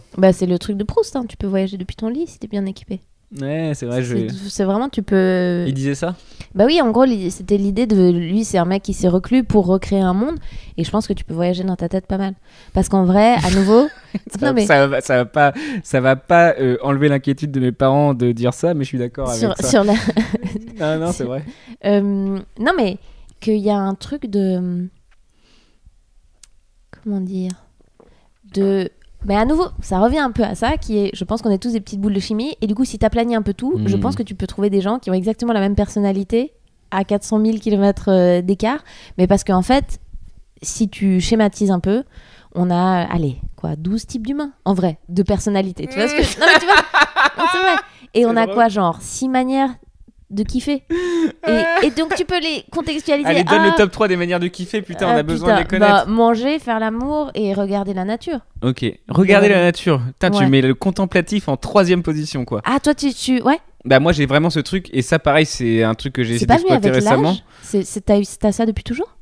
Alors, je me le suis admis récemment, mais il y a eu ce truc récemment, je sais plus où j'étais, mais j'étais avec une pote, je crois. Enfin bref, et il y avait un coucher de soleil un peu beau, etc. Et en fait, je lui ai dit, mais je crois que j'en ai vraiment rien à foutre. Et pour la première fois de ma vie, je vais l'admettre. Je n'ai rien à foutre de ce coucher de soleil. Et en fait, on m'a dit que c'était beau, mais en vrai, je pourrais être devant mon mur blanc, c'est la même chose pour Toi, moi. tu trouves le coucher de soleil, c'est trop En fait, tôt de le mettre en 3e position. Bah, Toi, tu mettrais- ouais, contempler la nature, Mais pour moi, c'est pas un non, vrai truc. Ouais. C'est vrai. Ouais, ouais. Ça ne te crée pas d'émotion. Bah, en fait, c'est pas que ça me crée pas d'émotion, mais il y a ce truc de. On nous ça, mon frère, il en parlait beaucoup mieux que moi parce qu'il a c'est vraiment fascinant. ce truc de. Parce qu'on nous a dit que les couchers de soleil étaient beaux, qu'on les trouve beaux. Et lui, il est persuadé de ça, il expliquerait mieux que moi, et encore beaucoup mieux que moi après avoir bu une bouteille de vin rouge, etc. Mais il y a ce truc de. J'ai été vraiment saisi à un moment donné de me dire, mais en fait, je trouve pas ça du tout beau un coucher de soleil. Et en fait. J'ai fait un road trip aux États-Unis par exemple qui m'a amené jusqu'à Nouvelle-Orléans pour vivre le truc, et à un moment donné on hésitait à pousser jusqu'au Grand Canyon pour le voir, et je suis très heureux de pas l'avoir fait entre guillemets parce qu'on a gagné du temps à la Nouvelle-Orléans, et j'ai préféré l'expérience de vie à Nouvelle-Orléans que de me retrouver face à un grand truc, de me dire ah bah j'ai vu ce grand truc quoi. C'est fascinant ce que tu dis. Alors. Non, il y a plein de choses. Non, il y a tellement. Non, mais c'est hyper riche, je trouve ça génial. Le problème du Grand Canyon, c'est que je pense qu'il y a beaucoup de monuments naturels comme ça, que à nouveau on te survend. C'est pas forcément ceux-là qu'il faut aller voir, je comprends complètement. Le truc du coucher de soleil, parce qu'on nous a dit que c'était beau, c'est beau. Et ben moi je vis exactement l'expérience inverse, qui est toute ma vie on m'a dit telle et telle chose, c'est beau, et je ne comprenais pas. Ouais. Mais vraiment j'ai des souvenirs avec mes grands-parents, mes parents, t'étais en train de faire une balade, toi t'es fatigué, t'as envie de prendre ton goûter, je sais pas quoi. Et ils sont là, mais c'est pas incroyable ce qu'on est en train de vivre là. Et t'es là, mais c'est des feuilles, gros, calme-toi. Moi, je veux des. Comment ça s'appelle, tu sais, les navettes, les petits biscuits en. Oui, les langues de Ouais. chat. Non, les trucs avec de la confiture au milieu là. Ah, les Ou barquettes. des pims, ou des barquettes ou Des des pims. barquettes. Mais moi, je préfère les pims. Les pims framboises. Waouh. Ouais. Ok. Ok, c'est Team posé. barquette de mon côté, Ouais. mais bon, très bien.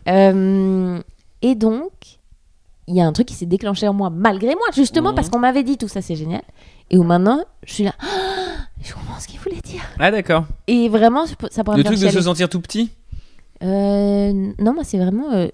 Qu'est-ce que à tu nouveau- ressens face à un beau coucher de soleil? À nouveau, c'est chimique, hein, c'est vraiment genre. C'est ouf. Mais moi, je crois que je laisse pas la suis chimie genre, agir. Je suis tellement bien, c'est beau, ça me réconcilie avec le monde. Il y a un truc peut-être d'unicité, je sais pas. Mhm. Je me dis, mais on peut tous voir ça, c'est incroyable, viens, on se tient la main et tout. Si t'as envie de chanter des chants nazis, fais-le doucement, mais fais-le. Enfin, non, mais que tout à coup, je pourrais avoir n'importe qui à côté. Enfin, vraiment un truc, je sais pas, comme certaines drogues, j'en sais rien. Et pourtant, j'y étais hermétique pendant Faut être longtemps. dans l'ultra moment présent, je pense, en fait. Bah justement, moi, c'est ça qui m'a halluciné, c'est que ça a pris le pouvoir dessus, c'est-à-dire que j'avais pas besoin de faire d'efforts. Tout à coup, ça m'a dépassé, j'étais là, waouh, en fait, ça me rend hyper heureuse, la couleur de ces feuilles. Juste en Mais en se fait, c'est le disant... moment où tu te mens pas à toi-même. C'est-à-dire que moi, en fait, on se crée beaucoup de situations où on est obligé de penser que À fond. vis-à-vis des trucs. Non. Et typiquement, je me suis fait la réflexion juste hier soir. C'est marrant qu'on en parle, mais juste hier soir, parce que hier soir, je me suis mis à écrire à 1h du mat, et ça a duré jusqu'à 2-3 heures. En mode, j'étais sur ma petite table, j'écrivais. Et je me suis dit, tiens, c'est marrant parce que c'est rare que tu écrives. Pas dans un café ou pas un moment où quelqu'un peut te surprendre et tout, et en fait là t'écris vraiment pour toi, et il y a pas ce truc de t'écrire parce qu'on peut te surprendre en train Oui, d'écrire oui, aussi, oui, tu vois, oui, parce oui, que bien je sûr. sais que j'écris beaucoup pour Oui. moi aussi, parce que Oui. il y a le métier qui va avec, mais en vrai il y a toujours une part de on peut me surprendre en train d'écrire, et c'est pas non plus ça rentre dans la balance, c'est cool. So fucking sexy. Non mais tu vois, il y a ce truc cool. Ouais. Et ce truc de bah c'est pour moi là que je le fais, parce que de toute façon il est 1h du matin, ton coloc dort et personne va te croiser, donc là t'écris pour toi. Et il y a ce truc qui change, et je pense que ce genre d'expérience de trouver beau un coucher de Ouais. soleil par exemple, il existe quand c'est pour toi, c'est pas parce qu'il y a C'est quelqu'un à comme toi côté. le jour où tu feras des bracelets brésiliens en public, où tu assumeras que ça te fait tellement kiffer que t'es d'accord de prendre toute la honte qui va avec ça. Ce sera super. Moi, c'est exactement ça, c'est que j'étais surprise de... Justement, c'est un contexte où t'as été programmé pour qu'on te dise il faut kiffer là maintenant, et tu trouves ça cheesy et rien Ouais, ne va. bah oui. Et là, c'était le contraire, c'est des accidents. Mmh. C'est que je suis pas là pour voir un coucher de soleil. Mhm. Je suis en train de me balader, on est en train de n'importe quoi tourner, n'importe quoi. Et du coup, je vois ces feuilles sur ce ciel et je suis là, viens, on s'arrête 5 minutes. C'est un truc de ouf. Et il y a un truc de tout, de gratitude, de le monde est beau, de tu peux y croire, de le temps est une espèce de du sable qui te file entre les doigts, il faut kiffer maintenant. Tout est trop bien. Mais c'est des kiffs de vie, hein, je me suis rendu compte, et c'est vraiment venu ces dernières années. Donc je pense qu'il y a aussi, à nouveau la chimie, la qualité des expériences que tu kiffes varie terriblement pendant ta vie. À 15 ans, tu veux beaucoup de stimuli. À 20 ans, tu veux t'oublier. À 25 ans, tu veux avoir une nouvelle manière de voir le monde. Enfin, tu vois, ça peut être par des drogues, par la fête, par des manières de te dépenser dans le sport, peu importe. Et là, je sens que depuis quelques années, j'ai adopté une nouvelle phase qui est vraiment contemplatif. Ce qui veut dire que probablement... Mais après le contemplatif, il y a quoi ?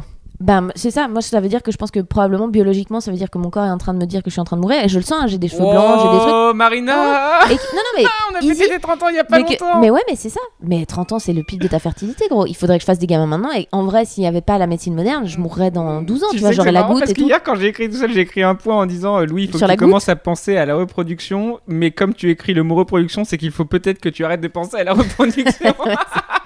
Ah, si. Combien de mecs m'ont pas emballé en me disant dans des bars, si tu veux pas qu'on aille se reproduire, nous deux.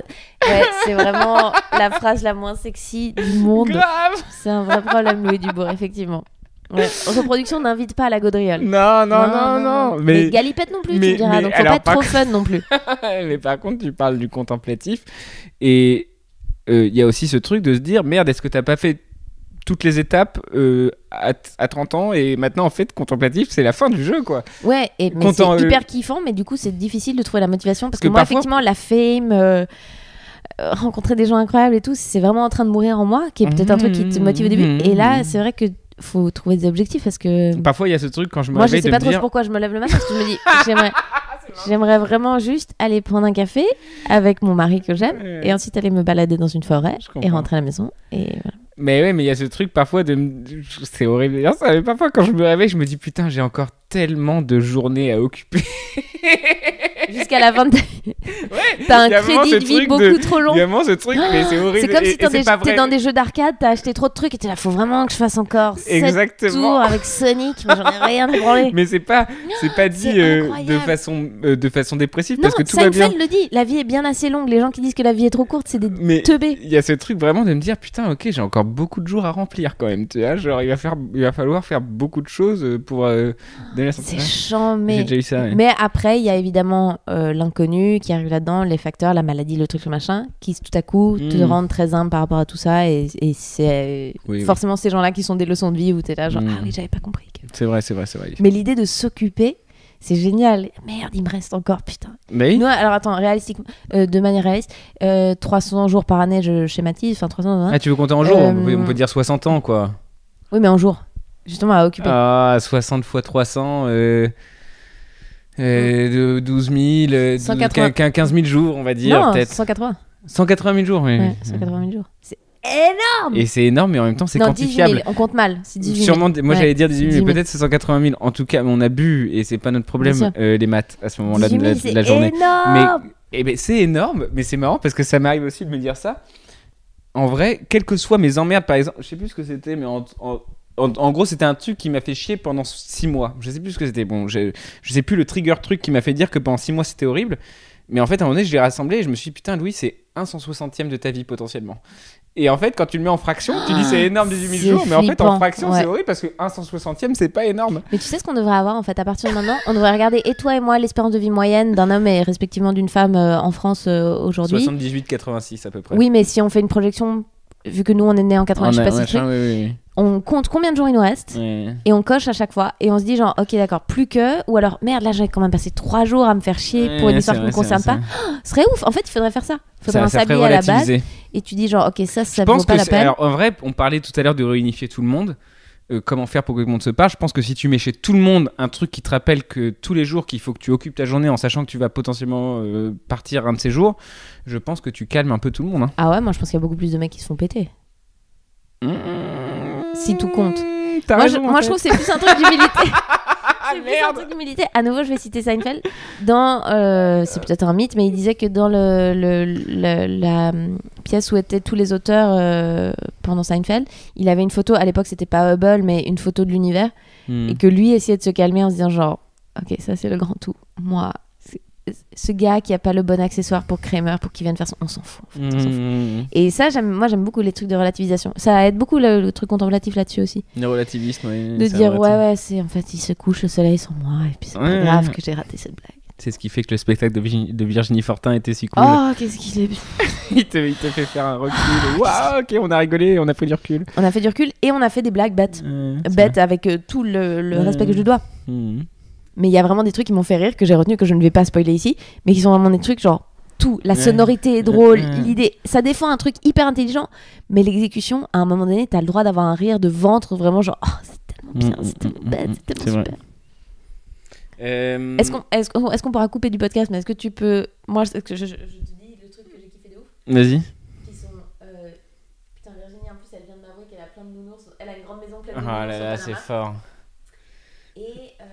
c'est fort, ça. Ouais, putain, pendant tout ce date, j'étais Jean Reno. Ouais, c'est fort tout ça. Et les sons sont drôles. Ouais, c'est fort. C'est trop bien. Est-ce que il est quelle heure tu dois partir dans 5 minutes? Est-ce que j'irai pas rapidement aux toilettes pour terminer? Absolument. Je vais aux toilettes et après j'ai un dernier truc dont je veux te parler. Oui, pardon, moi j'ai hijacké. Le but c'était d'hijacker, mais je veux te parler absolument d'un truc, mais avant je vais aux toilettes pour être serein sur les dernières minutes de conversation. Alors, toute seule, de quoi j'ai envie de vous parler? Entre vous et moi, pendant que Louis Dubourg est aux toilettes, qu'est-ce que je veux vous dire? Eh ben, cet intérieur est étonnamment, alors évidemment propre, ce qui est toujours une surprise quand on a une colocation de 2 garçons ensemble, très propre, des canapés extrêmement confortables, des petits tapis, mais vous vous rendez pas compte, c'est très... Et alors, il y a un mobilier un peu industriel, moderne, ça très sympathique. Il y a peu d'œuvres au mur. Il y a un poster de The Graduate, avec Anne Bancroft, Dustin Hoffman et Catherine Ross. J'aurais pas pu vous dire si j'avais pas lu le poster en même temps, qui est donc un film merveilleux réalisé par Mike Nichols, évidemment, mais comment j'ai oublié ça. Et c'est très beau, c'est vrai que c'est très beau de Graduate. C'est ce cinéma de ces années 70 où en fait on n'est plus vraiment dans un genre, c'est pas forcément une comédie, c'est pas forcément un drama, c'est un truc qui bouge un peu, il y a des gentils, il y a des méchants, c'est vraiment très très chouette. Je vous recommande The Heartbreak Kid si vous voulez voir un truc dans ce genre là. Est-ce que ça aurait pas été hyper marrant que je parte 15 minutes là? Ça aurait été fou, mais j'étais lancée, mais j'aurais pu parler de cinéma 70s pendant des plombs. Alors je sais pas du tout ce que t'as dit et j'ai hâte de l'écouter au montage, et surtout je me suis dit au toilette, j'ai dit putain Louis reste un peu et reste 10-15 minutes, ça serait quand même très très très marrant, je pense. Ça serait quand même très bien. Non, en vrai, parce que de toute façon c'est bientôt la fin, et en vrai le but c'était de pas regarder les notes parce que, et c'est ce que j'ai fait. Oui, je suis désolée, mais il y a plein de choses dont on n'a pas parlé. C'est le but. Ouais. C'était le but. Mais putain, on a envie d'en faire toutes les semaines. C'est un psy pas payant. Putain, alors, putain, écoutez ce que dit Marina, écoutez par millions un café au 7 que je devienne riche, putain de merde. Absolument. Allez. Et du coup, non, allez, on va parler d'un dernier sujet qui est quand même assez intéressant. La dernière fois, tu l'as dit, on l'a pas trop exploité parce que tu commençais tout juste. Mais la fois qu'on a fait une après-midi en discutant, tu m'as parlé que tu regardais des documentaires sur le fait sur les maisons de riches sur Netflix. Moi, j'ai regardé un documentaire. Non, comment ça s'appelle, sur les comment on appelle ça, les architectures d'intérieur ou je sais pas quoi. Enfin, tu me parlais que tu regardais des documentaires sur Netflix. Non, c'est pas toi qui m'as dit ça? Si, j'ai noté. T'as même fait une chronique France Inter dessus. Ah, pardon, mais bien sûr. Enfin, les magazines déco, évidemment. Ah, c'est les magazines, c'est pas Netflix. C'est moi qui dis Netflix. Non, mais c'est moi qui ai... Oui, c'est merveilleux. Moi, je m'intéresse beaucoup au design, à l'architecture et à l'architecture d'intérieur. Je vais en parler parce que c'est un truc marrant de ton. Et les magazines sont fascinants. Et oui, je suis toujours étonnée parce que forcément, pour que l'architecte puisse faire un peu sa pub, y a un magazine qui vient faire un sujet là-dessus. Et c'est les propriétaires, plutôt que l'architecte qui vient présenter la baraque, et qui te disent tout avec un naturel. Mais moi, ça me... Les gens qui se roulent dans leur argent sans s'en rendre compte, ça me fait rire. En vrai, je voulais finir le truc là-dessus parce que je pense que c'est une des clés des problèmes du monde aujourd'hui. Et le fait que tu aies mis le doigt dessus me fait trop rire. Ce côté de... J'en fais pas exprès, mais regardez comme ma vie est ouf et comme les choix que j'ai faits sont judicieux. Et de pas se rendre compte que tout est contextuel. Mais en vrai, c'est que ouf. Tout est hérité. Qui est genre, mais t'as pas choisi ce tapis, gros. Il y a 4 siècles de ta famille avant qui a été c'est intéressant ce que tu dis. Banquier à Venise et qui ont fait les bons choix et qui ont pu du coup dans les années 60 épouser une mannequin scandinave qui elle-même a pu voyager, qui elle-même a vécu à Los Angeles, etc. Et le tout fait qu'aujourd'hui, oui, tu as bon goût, mais c'est pas... Le déterminisme social, mais à 2000%, c'est terrible. Ouais, les classes. Comment on va casser ça, je sais pas. Qui est-ce qui parlait très bien de classe récemment? Merde, c'était quoi? Ah, bah c'est le prix Goncourt de cette année. J'ai vu j'ai vu tes stories. Ouais, Mathieu Nicolas qui parle donc de son... En gros, il te fait un portrait de son adolescence dans les Vosges, il se met pas en scène, mais voilà. Et tu sens, c'est au lycée, c'est comme le cliché du high school américain où t'as genre le quarterback et la table avec les cheerleaders et la table avec les nerds coréens et les machins. Bah là, c'est la même chose, c'est-à-dire on sait à 15 ans où est-ce que ça va se passer. Mm. Peut-être qu'à la faveur d'une nuit d'été, quand t'as 17, tu peux choper quelqu'un hors de ta classe, mais en vrai, tout ça, on sait qu'il va finir à l'usine, on sait qu'il va aller en prépa, on sait qu'il va hériter du business du papa, quoi. Je le cite à chaque épisode, et on va peut-être faire un épisode un de ces jours, mais dans plusieurs mois si ça arrive. Mais j'ai un pote qui est docteur en histoire et qui m'apprend la vie réellement, et qui m'apprend, enfin pas la vie mais l'histoire en tout cas, et qui m'en Il est spécialisé sur une période en particulier ou moi j'ai fait tout mon collège et début de lycée avec lui, et il était sur beaucoup Constantinople, etc. Et maintenant en fait en général il sait beaucoup, et il dit non mais Louis, en fait tout pourrait être résumé aussi, de tout ce qu'on dit, tout pourrait être résumé par le fait que on est né dans une ville de 12 000 habitants avec des parents qui avaient du boulot, en fait. Et que ça nous met dans une certaine classe de gens qui étaient à l'aise dans un monde où certaines personnes ne l'étaient pas, et nous, on l'était. Alors, on n'était pas les plus riches du monde, mais nous, à notre échelle, on faisait partie des plus riches de là où on était. Ouais. Et ça nous a mis dans un mindset qui, en fait, met un filtre sur tout ce qu'on peut penser. Et c'est un historien qui me dit ça. Ah, c'est très difficile de s'en sortir. Et il y a ce truc de me dire, mais attends, mais j'ai envie d'en sortir, c'est quoi ce truc-là? Si tu me le dis, je vais mais en fait, d'autant plus dans les vieilles civilisations, comme on l'est en Europe de l'Ouest. Il y a quand même un héritage et de la noblesse et des grands industriels. Enfin, tu vois, s'il y a des pays à refaire complètement de zéro, où tu dis, on vient de refaire cette nouvelle frontière, et puis là, il va falloir partir de... T'es dans une bourgeoisie pure, et voilà. Mais même là, il y a des castes qui se reproduisent. Mais chez nous, les chiffres parlent d'eux-mêmes. Les reproductions des élites en grandes écoles, après certains concours, etc., elles sont quasi totales. La représentation à EdPage, j'ai eu cette conversation avec Lénie Bunga et Fadili Camara pendant le Montreux Comédie, où moi, je leur disais... Une de mes grosses expériences de l'altérité ces dernières années, c'était d'aller passer 2 semaines au Japon et de me dire, j'avais ma meilleure pote qui habitait là-bas, pendant 2 ans. Attends, altérité juste. L'autre. Oui, ok. Et de moi me sentir autre. Et de me dire, en fait, elle habitait dans un endroit où non seulement personne ne lui ressemblait dans la rue, mais personne à la télé, personne ça. Et je disais à Lénie et Fadili, en tant que Français noir, est-ce que c'est pas un truc qui te fait péter les plombs? Et moi, ça me rend dingue quand j'essaye d'imaginer ce que c'est que d'être Français, de ne pas être blanc. Et il y a personne comme toi. Il n'y a pas de politicien, il n'y a pas de présentateur télé. Il y a eu Ramayad, il y a eu Henri, mais c'est ça ça le marche problème, pas. C'est ça que je veux dire, c'est que ça devient un accessoire, tu vois. On a eu Taubira, mais ça veut rien dire. Et de dire, elle est folle cette phrase. Et de dire, comment tu te sens appartenir. Et alors, la réalité, c'est que en vrai, ils le font très bien, mais que si tu nous mettais à la place, tu pèterais les plombs. Et se sentir appartenir, c'est important. Je pense que c'est vraiment, si tu le vois, tu peux le faire. Tant qu'on me raconte pas une histoire d'un astronaute et il y a une meuf dedans, j'ai un peu du mal à me dire, moi aussi, je peux être astronaute. Ouais. Les représentations, c'est hyper fort. Ils avaient fait ce test incroyable. Je sais plus dans quel... Il me semble que c'était dans le sud des États-Unis, mais je pourrais plus te dire exactement quelle ville ou truc. Des tests de flics, en fait, de réflexes de flics, où on te faisait passer des cibles dans un endroit un stand de tir. On te faisait passer des cibles très rapidement. Et le but, c'était un réflexe de gâchette, mais t'avais même pas besoin de tirer. C'était juste pour savoir si tu dégainerais ou pas et si tu tirais. Dans les slides qui passaient, un petit garçon noir avec une canette de coca à la main, il se fait plus tirer dessus qu'une vieille blanche avec une kalachnikov, tu vois. Mais aussi par les flics. Putain la vieille, putain. Mais ce qui est incroyable, c'est aussi par les flics noirs. Parce que ça, c'est ouf. La représentation médiatique c'est ouf. Crée un truc de cerveau reptilien. Le temps de réflexion était pas est-ce que c'est c'était un truc de c'est comme quand le médecin il te teste les genoux en te martelant. C'est vraiment un truc de réflexe. Et donc, ça veut dire que la représentation fait énormément et qu'il y a des gens qui se font tuer juste parce que, en fait, on a fait trop de films où le seul noir du film, c'était un méchant et que le seul asiatique du film, c'était un neurochirurgien et que du coup, c'est ancré, c'est fini, on l'a dans la rétine, quoi. Et donc, dans ce sens-là, où était le début de cette question? Le fait que les classes étaient... Enfin, le fait d'être né... Enfin, d'être conditionné, coup, on est sur le déterminisme et le conditionnement. Non seulement t'es conditionné dans des conditions, des histoires économiques, mais aussi à l'embauche et tout. On se dit, mais c'est plus Louis qui est à la tête de l'emploi, enfin. Évidemment qu'on va lui donner cette frontière. La représentation, je suis vraiment intimement convaincue que le jour où on aura fait 4 ans de télé publique française où il y a des médecins noirs, mais il n'y a pas de background story. Mais c'est pas il s'est sorti de la pauvreté, c'est juste il est médecin, il est noir. Il y en a plein qui disent que David Palmer, le président américain dans 24 heures chrono noir, a été responsable à je sais plus combien de pourcents, mais c'est à 2 chiffres de l'élection d'Obama, quoi. Je pense que ça, David Palmer ancré dans l'imaginaire américain qu'un président pouvait être noir, quoi. C'est la force de Master of None, c'est tu casses tous les clichés. C'est l'intérêt principal amoureux, il est asiatique et c'est un homme, alors que c'est des hommes qu'on a asexués au possible. Dans le cast original des gens vraiment proches de Aziz, l'homosexuel est noir. Là aussi, et c'est une meuf noire, donc c'est une meuf noire, lesbienne, plein de trucs là aussi qu'on représente pas, enfin plein de trucs comme ça.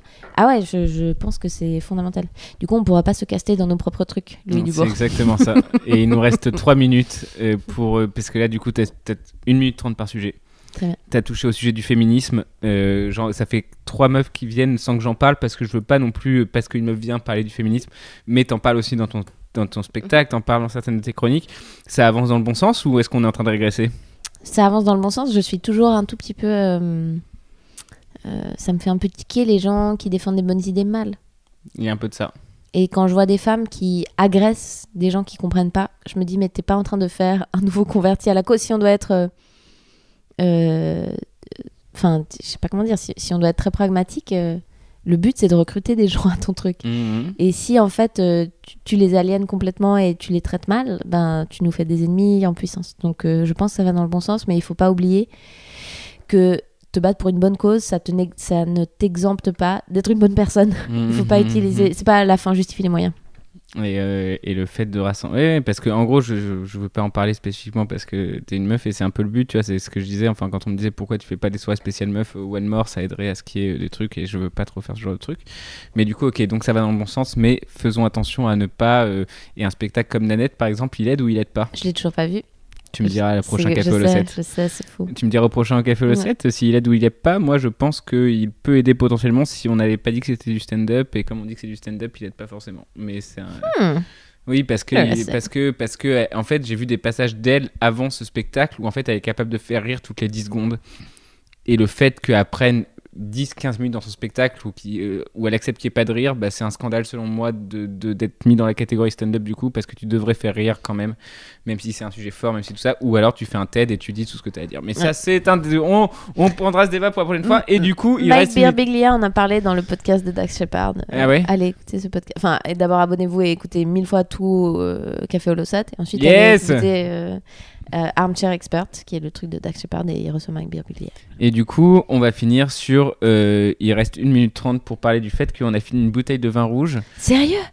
On a fini une bouteille de vin rouge mais moi, j'ai envie de rester là en 1h15. Et qu'on boive encore des bouteilles de vin et qu'on fume des trucs, mais je dois aller voir Florence Foresti. Je me réjouis de ouf. Et alors, on a fumé effectivement grâce à un vaporisateur, hein, donc tout est sain. Je ne fume toujours pas de clope, les auditeurs, parce que j'ai pris les auditeurs en témoin avec le podcast avec Guillaume sur le fait que j'ai arrêté de fumer. Donc, on est sur un vaporisateur, pas de combustion, pas de machin, rien, juste tout sain. Mais moi, j'ai kiffé de ouf. Je crois qu'il faut que je fasse ça pour commencer ma journée tous les jours. Non, alors, on va finir la journée avec ça déjà et on va voir qu'est-ce que ça te fait. Mais commencer, c'est un stade, faut pas commencer... Non, mais juste, tu vois, il y a une voix qui s'éteint intérieurement, qui est une voix pas cool. C'est bien, hein, bah, c'est un peu ce que j'expérimente de temps en temps et les gens me disent mais pourquoi t'en parles, t'es ouf, les gens ils vont t'écouter, les gens que t'aimes... Coucou Sophie, coucou Charles. Exactement, mais attends, ils savent, c'est pas des ouf. Et du coup, tu vas voir Florence Foresti maintenant en spectacle. Je me réjouis de ouf. À Bercy? Non, justement, elle... c'est ce genre de niveau de personne où sa production, elle rêverait qu'elle fasse des Bercy pendant 3 mois, tu vois, pour se mettre. Et elle dit non, je vais faire le Paradis Latin qui est 600 places. Ok. Et du coup, elle leur casse des couilles de ouf parce que en vrai, tu devrais pas faire ça, ce genre de... Une fois, une exceptionnelle, mais tu devrais pas rester 3 mois là-bas quand t'as ce niveau de notoriété. Et elle expérimente un truc qu'on a tous expérimenté qui est... Mais c'est vachement mieux, en fait. Et elle applique la décroissance à merveille. Non, mais comment tu fais rire 7000... Enfin, 7000 personnes, tu peux pas entendre où ça rit, comment que... Tu les sens, mais c'est autre chose. Mais 600 encore, franchement, tu sais que j'ai ce fantasme d'avoir été stand-upper au moment où Bigard a annoncé qu'il ferait le Stade de France et d'aller voir le Stade de France avec Bigard. Même... Tu l'as fait ? Non, j'avais 10 ans à l'époque, je pense. Enfin, il l'a fait, à mon avis, à un âge où j'étais pas... Enfin, je l'ai appris quand j'étais jeune qu'il faisait le Stade de France. Mais en tout cas, le fait qu'il ait fait le Stade de France, j'aurais aimé y être pour voir comment un humoriste réagit face au Stade de France à ciel ouvert. Mais parce que lui, il est dans une mécanique qui marcherait avec ça, je pense. Bah, en tout cas, ça a marché. Peut-être dans des choses un peu plus intimistes qui pourraient ne pas fonctionner, mais je pense que lui, il fonctionne. Par contre, Bigard, tu le mets devant 60 personnes, ils peuvent... Ça peut être compliqué. Ouais, mais pourquoi il me crie dessus, monsieur? Ouais, je pense que ça peut être compliqué. Bon, allez, un mot de la fin, Marina. Mais il n'y avait pas une deuxième question? On a raté la deuxième question? Ah, j'ai cru que tu m'as dit 2 fois 1 minute 30 pour un truc. Alors attends, peut-être que la Non, deuxième mais c'est minute peut-être 30, moi. tu veux vraiment pas que ça s'arrête, mais on y est. Non, on c'est peut se dire moi. au revoir, hein. Non, c'est moi. Attends, aujourd'hui. Non, j'avais écrit en fait, j'avais écrit parce qu'avec toi, j'ai ce truc de. Je parle souvent des trucs que je pense en ce moment, j'ai pas de fin dans ma tête, mais ça, je le fais plutôt naturellement. Et là, j'avais écrit.